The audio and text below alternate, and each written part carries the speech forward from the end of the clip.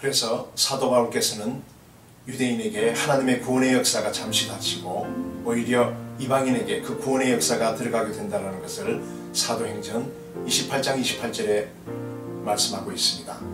여기에서 우리가 알 수 있듯이 마태복음 24장에서 선포하고 계시는 예루살렘 멸망의 예언과 연결되어 있는 것인데 AD 70년에 예루살렘 멸망으로 성취되었습니다. 그래서 당시의 교회가 당대의 주님의 재림이 일어난다고 생각하지는 않았을 것이 분명합니다. 이방인을 향한 하나님의 구원의 역사가 어느 정도 진행된 후에 재림이 이루어질 것으로 보고 있었던 것이지요.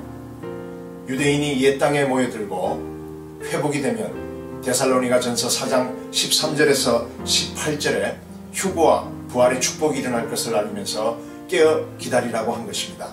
그러면서 데살로니가 후서 2장에서는 동요하거나 두려워하지 말라고 하셨는데 그 이유는 먼저 배교하는 일과 불법의 사람 곧 멸망의 아들 바로 적그리스도의 출현이 있기 전에는 휴거와 부활 사건이 일어나지 않을 것을 데살로니가 후서 2장 1절에서 1절 3절 사이에서 특별히 말씀하고 계십니다. 다시 한번 말씀드리면 휴거와 부활 사건 후에 지상에서 적그리스도가 출현하고 7년 대환난의 시기로 들어간다는 것을 우리에게 알려주고 있는 것이죠. 데살로니가 후서 2장 1절에서 3절 말씀에 보면 먼저 배교하는 일이 있고 불법의 사람 곧 멸망의 아들이 나타나서 전 세계로부터 자신이 경배와 존경을 받기 위해서는 가증스러운 배교의 분위기가 크게 조성되어야 한다는 것을 우리로 알 수 있게 하는데 배교에 관한 예언은 디모데 전서 4장 1절에서도 그 사건을 찾을 수 있습니다. 후일에 어떤 사람들이 믿음에서 떠나 즉 배교를 알리고 있습니다. 미혹하는 영과 귀신의 가르침을 따르리라고 이렇게 말씀하고 계십니다. 이런 배교는 현대교회 안에서 불신자 무리들에 의해서 모든 것이 이루어질 것이라는 것입니다. 휴거가 언제 일어날는지는 아버지 하나님 말고는 아무도 모르나 그렇다고 우리에게 휴거와 예수 그리스도의 공중 재림에 대하여 전혀 관심을 갖지 말라는 말씀이 절대로 아닙니다.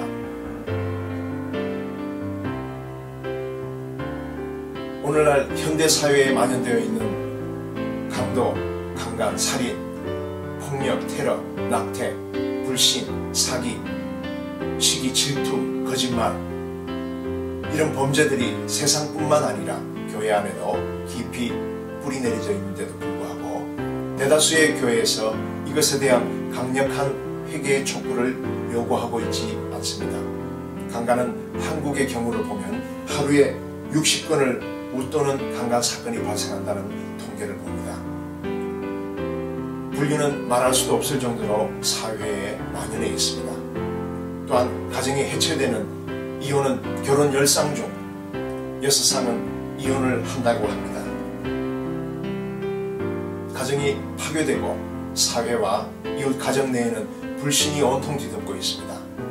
사생아들이 늘어나고 이혼으로 인하여 버림받은 자녀들은 사회복지기관에 맡겨져야 하며 그런 일들로 인하여 그들이 올바르지 못하게 성장되어 사회에 불법하는 자들로 자리 잡고 있는 실정입니다.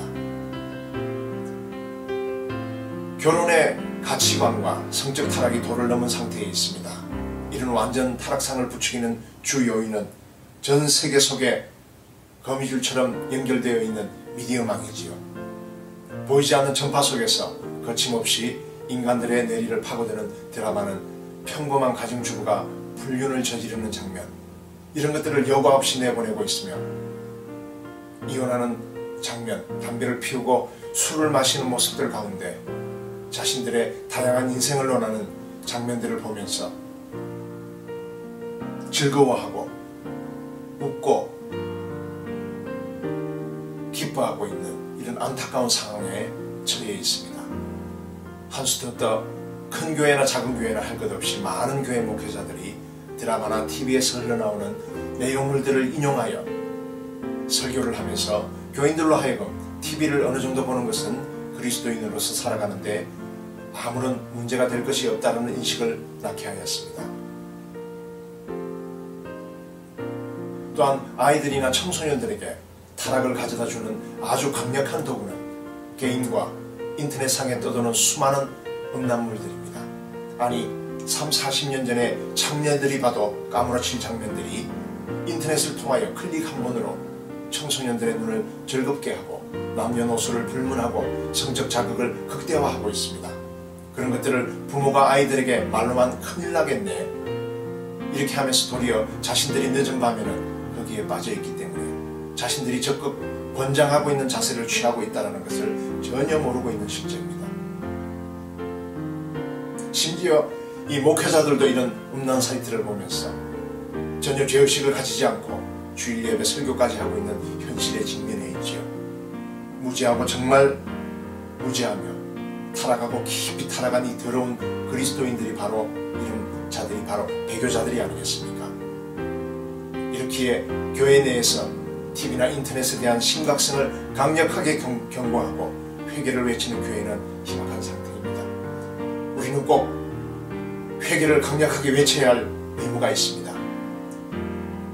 우리의 마음이 고도로 발달한 문명에 완전 녹아나는 상태가 얼마나 하나님의 큰 진노를 촉발시키게 하는가에 대해서는 정신줄을 완전히 놓아버렸습니다.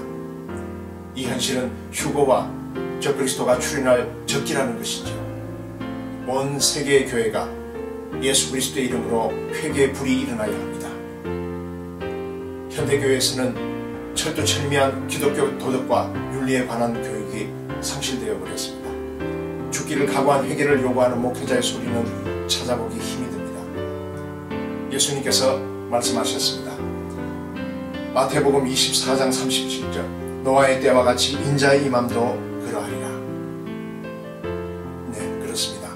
오늘을 사는 현대인들에게서는 노아 시대보다도 더 죄악이 가득합니다. 창세기 6장 5절 말씀처럼 인간들의 생각의 계획은 항상 악한 것뿐입니다. 그래서 하나님께서는 로마서 1장 26절 27절에 저희를 부끄러운 욕심에 버려두셨으니 곧 여인들도 순리대로 쓸 것을 바꾸어 영리로 쓰며 이와 같이 남자들로 더불어 부끄러운 일을 행하여 저희의 그릇 때문에 상당한 보응을 그 자신에게 받았느니라.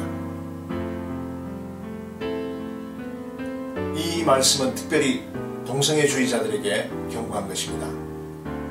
영국과 저희들이 사는 캐나다에는 각 도시마다 8만 명에 해당하는 동성애자들이 있다고 합니다. 고린도전서 5장 1절과 2절에서도 어머니와 가늠한 자가 교회에 남아있기 위해서는 안 된다라고 사도 바울께서는 강력하게 지적하고 계십니다.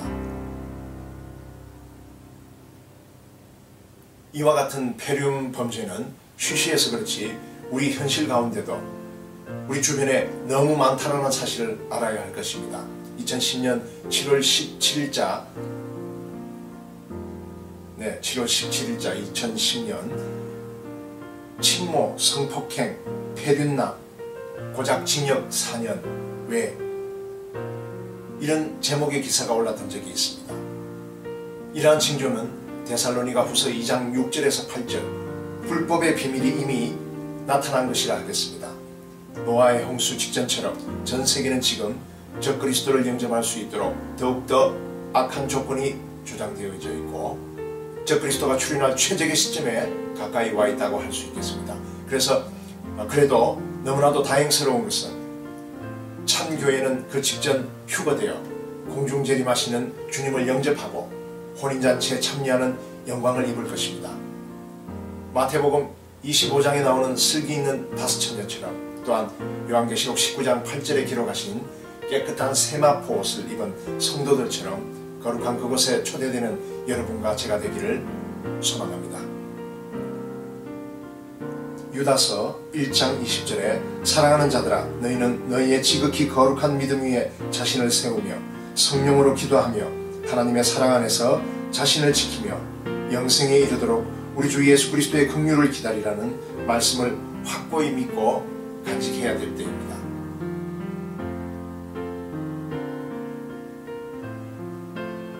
우리를 보호하사 악한 세상에서 거침이 없게 하사 주님의 영광 앞에 흠없이 즐거움으로 서게 하실 주님의 인도만을 간절함으로 우리가 기다려야 할 것입니다. 그것이 진실된 그리스도인들입니다. 세상이 사단의 수중에 깊숙이 빠지는 동안 성도 여러분 여러분을 구원하시고 보호하실 유일한 분은 오직 예수 그리스도뿐인 것입니다. 그분을 붙드십시오.